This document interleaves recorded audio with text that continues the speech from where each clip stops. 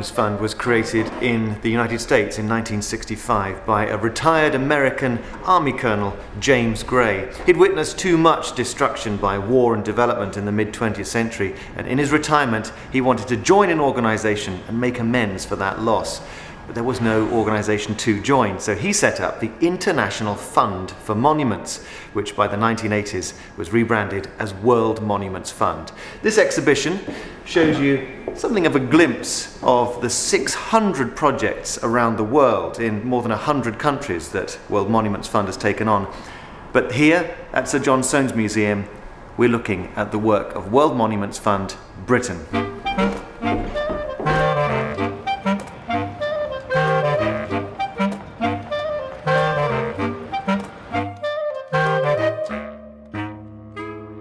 In the mid-1990s, World Monuments Fund created the World Monuments Watch, a biennial list of sites around the world which are significant, at risk, but the best of them have the potential for positive change. From the 2012 World Monuments Watch, in the UK came Coventry Cathedral. It's the only cathedral to be lost by war, and its standing ruins are now cracking and failing and need immediate attention.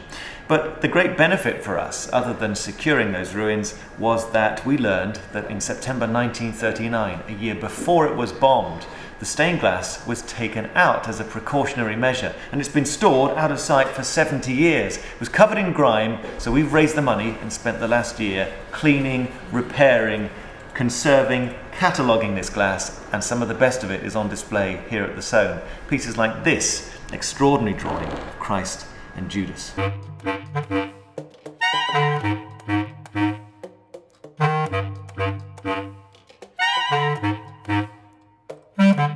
The point about this stuff is that this is by a master of the time.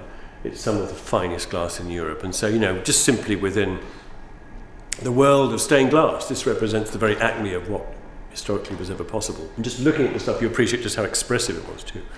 To anybody living in Coventry who dismisses the glass or the old cathedral, the new cathedral for that matter, or any of the work that's been done since in the centre, I would answer, it's all very well, you know, pursuing the grand design, the modern piece of contemporary architecture. It's all very well, you know, buying the brand new car. It's all very well going shopping for Dolce & Gabbana and Prada. But frankly, you know, where we're going as a culture depends on where we've been. You know, the lodestone, the compass of our lives, cultural compass that gives us a sense of what we're doing on this planet, comes from understanding where as a society we've come from and what has driven us.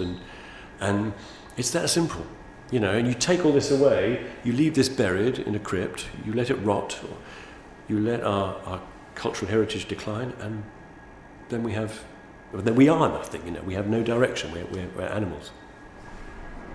Hampton Court was not a watch-listed site, it's not one at risk, but it had a specific problem that we were interested in. These are a set of terracotta roundels. The real ones, of course, are fixed to the building. This is a lenticular image that seems to have depth as you move around it. And it's one of a series of what now seem to be great military heroes, commissioned for Cardinal Wolsey, the builder of Hampton Court, around 1520. Actually, the invoice survives, and it tells us that these were painted and gilded. Must have been phenomenal. But today, they are weathered. That's the impression.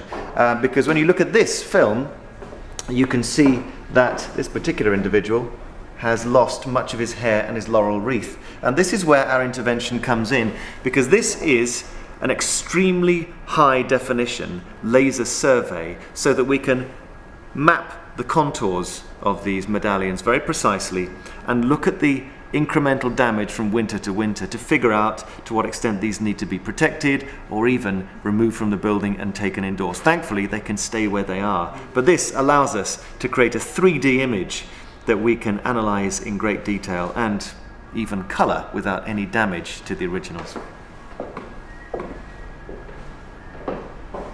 We've shot forward now to the early 18th century, and the sprawling city of London, rebuilding itself after the Great Fire, had got to such a size that when the Tory government came in 1711, they put a tax together on coal to pay for their new act, which was 50 new churches. It's a bold claim, and in fact only 12 were built. And St George's, Bloomsbury, was one of the greatest of these new churches.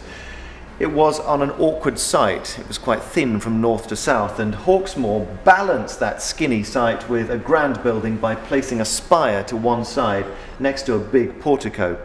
The Victorians didn't really like that arrangement, so they did their best to mess it all up and move around the furniture, and by 2000 it was in a mess. The Victorian paint was looking faded and peeling off, the ceiling was collapsing underneath the portico, the sculptures had gone, and it was a poor shadow of its former self. This drawing is by Hawksmoor. It dates to about 1716. It shows the church in its full concept with a version of the ancient temple of Mausolus. Hawksmoor never went abroad. He just figured this what it must have looked like with its steps. And there are the scrambling beasts of the Hanoverian dynasty trying to get an audience with George I standing on top. It's a really brave piece of building. And what we did, I guess, was pretty brave as well. We had sculptor Tim Crawley put those beasts back up there and return the interior to Hawksmoor's arrangement. And now it's a thriving concert venue in the heart of London.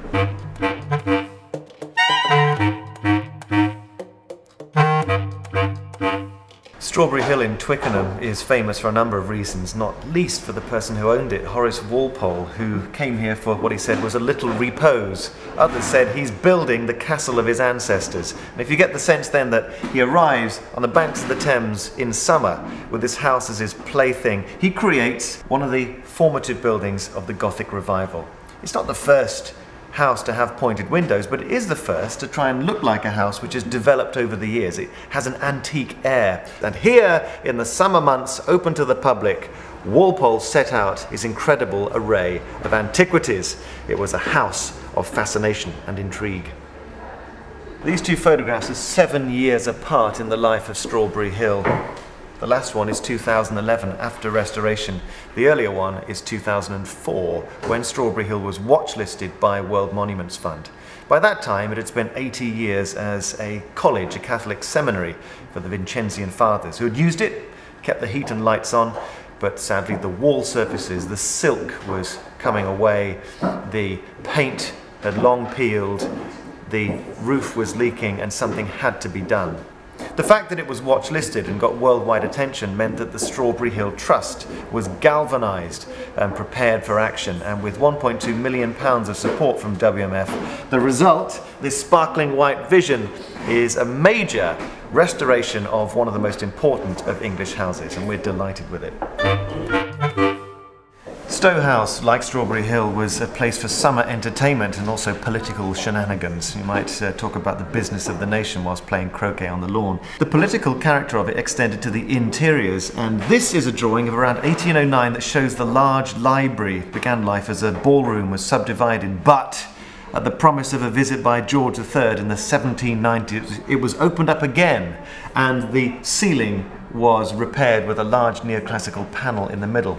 We know from research that went into the recent restoration on documents that happened to be in the Huntington Archives in Pasadena, California, that 15,000 leaves of gold were purchased for some space at Stowe House. Really, the library is the only contender. And paint analysis told us that we needed 15,000 leaves to reinstate the scheme that had been identified. It's a nice match of documentary reference and physical evidence as well.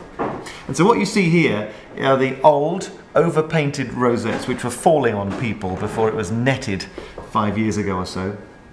These are the new casts of the rosettes, or paterae as they're called, and then that's gilded, and this shows you the mould. So we want to show here some of the physical process that goes toward an authentic reinstatement of the finest of late Georgian libraries. This book is a stunning piece of work. In fact, it's one of the Italian Renaissance illuminated manuscripts illustrated by Clovio for Cardinal Grimani, 1537 or so. Now, what's this got to do with a house in Buckinghamshire? Well, everything, actually, and it explains why we're here at Sir John Soane's museum beautifully, because Soane was the last architect of Stowe House. He was certainly the designer of the Gothic library underneath the larger one, and it was Soane's only exercise in the Gothic style in 1805. So really important, and the drawings behind me are from that library. The thing is, Soane was never properly paid up for his work. And only in the 1820s, when the owners, the Temple Grenvilles, who came from Stowe, became dukes and achieved the status they'd always looked for, they said to Soane, look, you're a friend of the family, aren't you? Sorry about not being paid and all, but can you lend us £5,000? Now, nothing to me illustrates the rise and fall of aristocracy quite as much as the begging bowl given by a duke to an architect.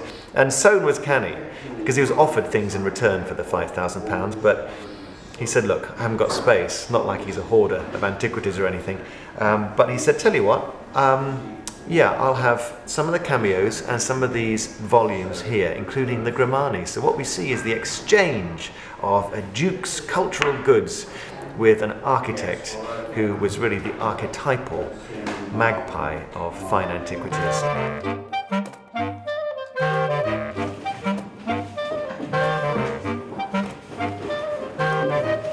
What Sir John Soane did in turning his studio and his house into a repository of antiquities, of lessons from history to inspire his students and the public alike is surely similar to what World Monuments Fund does. In a way, we collect projects, and our portfolio attempts to inspire people to make use of history, to give a future to our past.